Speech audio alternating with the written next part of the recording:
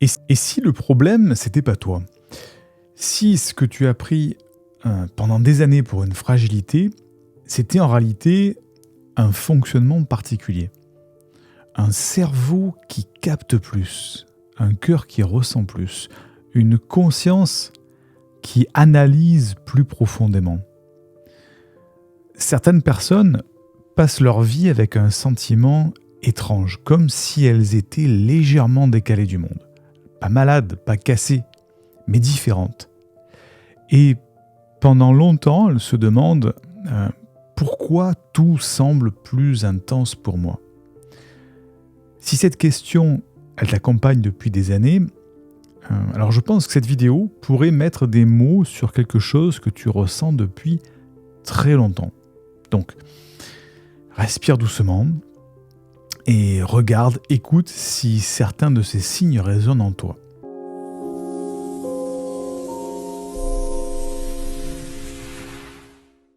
Premier signe, tu ressens tout intensément.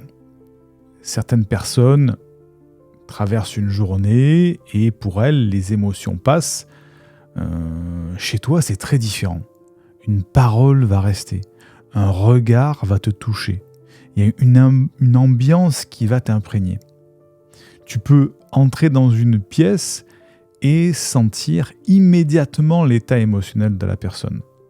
Ça peut être la joie, ça peut être une tension, ça peut être la tristesse. Tu fais pas exprès en fait.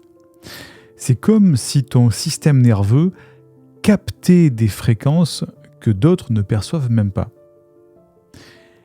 Et à cause de ça, pendant longtemps, on t'a peut-être dit « Tu sais, tu prends tout beaucoup trop à cœur. » Alors, à cause de ça, tu as essayé de te protéger, de te fermer. Mais la vérité, c'est que ta sensibilité, elle est vivante. Et c'est pas un défaut. C'est une forme d'intelligence. Deuxième signe, ton cerveau ne s'arrête presque jamais. Beaucoup de personnes vivent dans un flux mental à une intensité et une fréquence de pensée relativement calme. Chez toi, les pensées circulent sans arrêt avec le curseur d'intensité de l'importance sur le maximum. Des idées, des analyses, des questions existentielles, des hypothèses. Tu peux passer des heures à réfléchir à une conversation ou à analyser un détail que personne d'autre n'a remarqué. Et c'est pas de la complication, c'est une forme de lucidité. Ton cerveau explore, creuse, relie des choses, mais il peut aussi te fatiguer profondément. Et beaucoup de neuroatypiques disent « mon cerveau il s'éteint jamais ». Donc, si ça t'arrive, déjà premièrement, tu n'es pas seul. Faut le savoir. Troisième signe, tu t'es souvent senti différent. Et je vais expliquer ce que c'est que différent. Peut-être depuis l'enfance, sans savoir expliquer pourquoi, avec certains groupes, tu te sens légèrement à côté. Pas supérieur, ni supérieur ni inférieur, juste ailleurs. Comme si les conversations restaient en surface. Alors que toi, tu as besoin de sens dans ces conversations, de profondeur, de vérité. D'ailleurs, tu peux même aimer parler de psychologie, de conscience, de fonctionnement humain. Et parfois, les autres te regardent avec un sourire un petit peu perplexe, comme si pour eux, tu compliquais un peu trop tout. Mais en réalité, tu cherches simplement à comprendre la vie. Quatrième signe, tu te fatigues vite émotionnellement. Parce que la sensibilité, elle est belle, mais elle demande aussi de l'énergie. Les environnements bruyants, les tensions relationnelles, les conflits, les injustices, tout ça, ça peut t'épuiser. Pas parce que tu es fragile, mais parce que ton système traite beaucoup d'informations. C'est pour cette raison que certains neuroatypiques ont besoin de solitude, de silence, de nature. Tu vois, comme une sorte de forêt intérieure où ton esprit peut se reposer. Et si tu ressens ça, c'est peut-être simplement ton système qui demande un rythme beaucoup plus respectueux.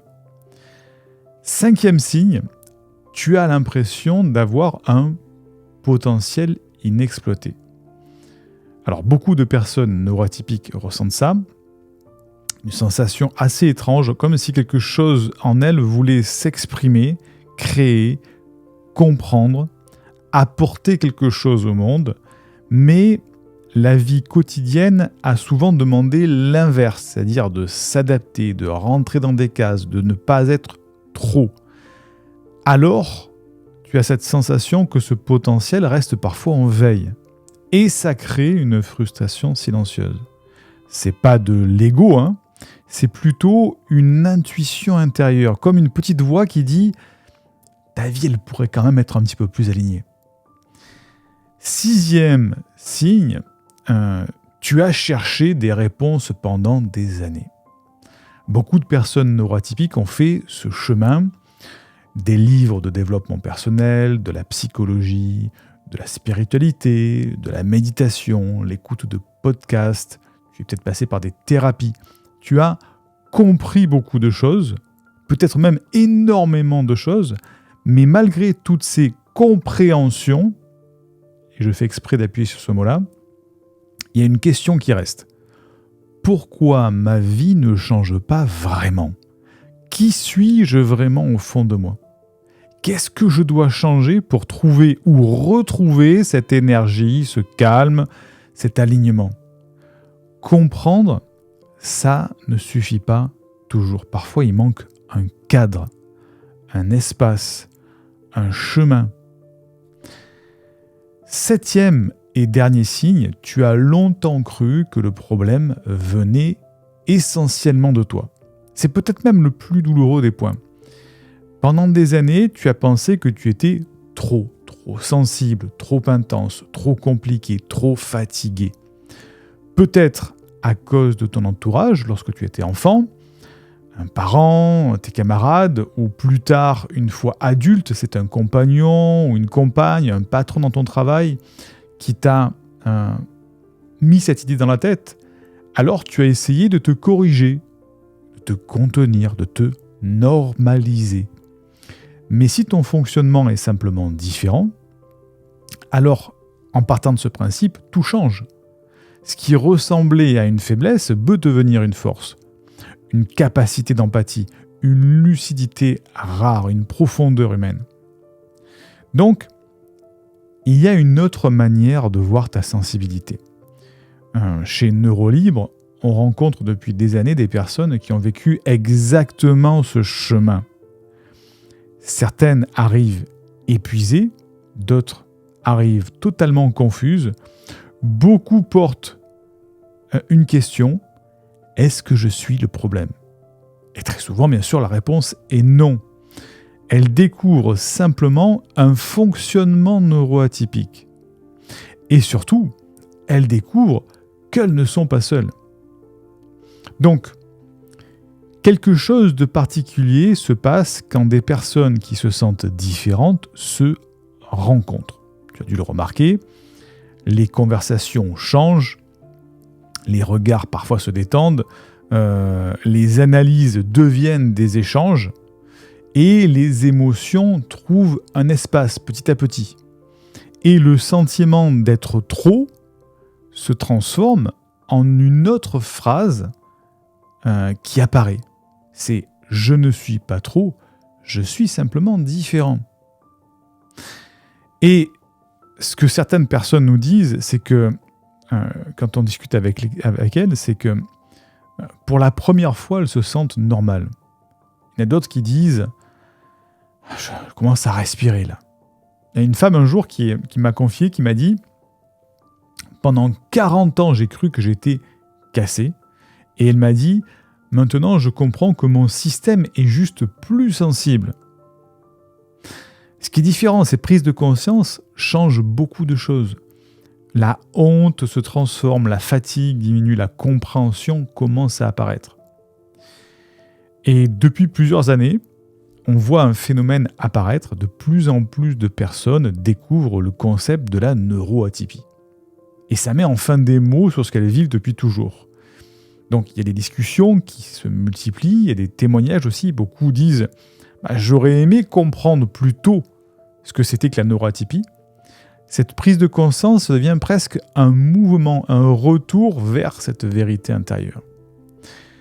Donc, si ces mots que je viens de te dire, ces explications que je t'ai données résonnent en toi, alors peut-être qu'une partie de toi sait déjà. Peut-être que tu n'es pas cassé. Peut-être que ton système est simplement différent. Et peut-être que ce fonctionnement a besoin d'un environnement plus respectueux.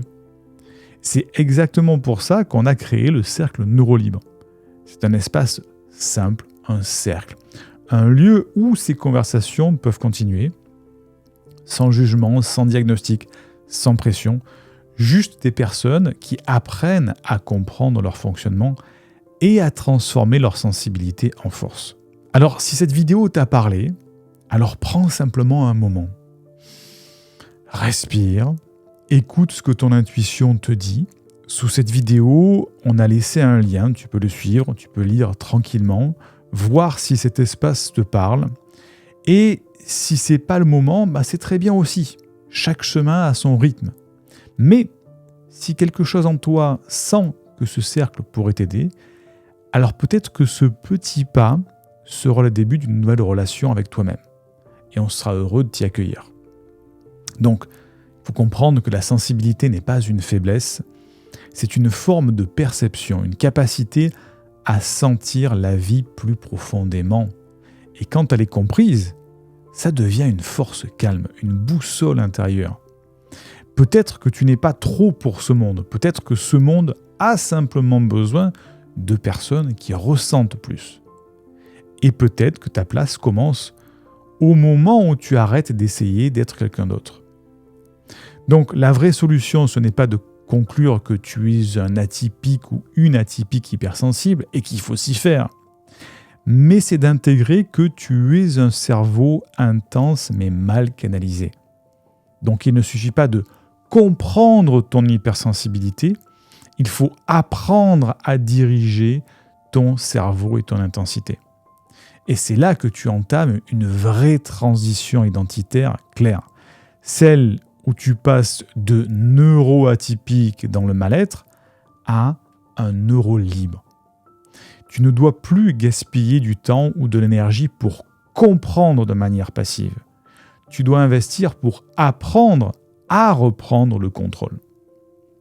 Donc si ces réflexions te parlent, tu n'es pas seul, c'est exactement pour ça qu'on a créé le cercle neurolibre, un espace pour passer de neuroatypique dans le mal-être à neurolibre et retrouver de la clarté, de l'énergie et un cap dans ta vie. Donc le lien du cercle neurolibre est en description sous la vidéo ou épinglé en premier commentaire. Prends le temps de regarder si ça te parle.